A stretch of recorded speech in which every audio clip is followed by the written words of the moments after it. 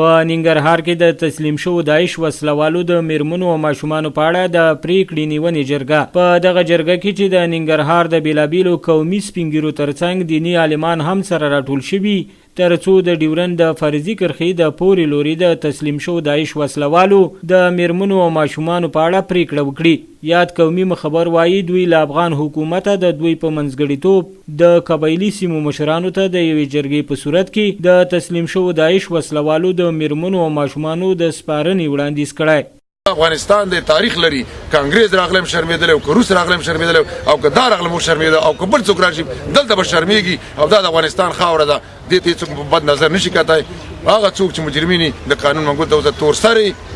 چې د پښتنو تور سري دي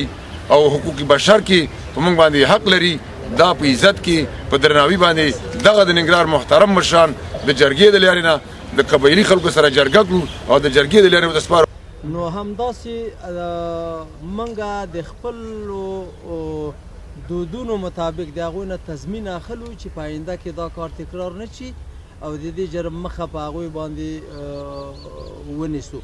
دوی د ډیورند د فرضي کرښې د پورې لوري له قومي مخورو غواړي چې د یادو ماشومانو او میرمنو د تسلیمۍ په موخه دي ننګرهار ته په جرګه راشي. قومي مشرانو پر وینا وروسته به دوی د یو جرګې په ترڅ کې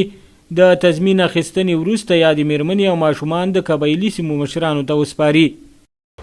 من الحمدلله ټول مسلمانان یو او اسلام دین چې موږ دپاره د کوم خبرې ښودنه کړې دی هغه د امن او د سلامتۍ خبره دی او یو بل سره د اخوت او د محبت خبره دی. هغه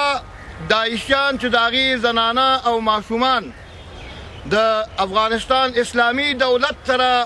په ولجه کې دي یا دې خوا راوختي تسلیم شوي دي نو د افغانستان اسلامي دولت همیش دپاره د رحم او د کرم او د مهربانۍ خبره کړې دی. اوس زمونږ د کوز پښتونخوا نه هغه هر قوم پورې ده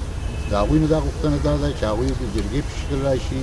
په سپین ږیري راشي علما یې راشي دغه تورسرې چې کوم دلته دي هغوی د په ښه حیا او عزت دلته ساتل شوې ده په حیا او عزت دلته ویسي.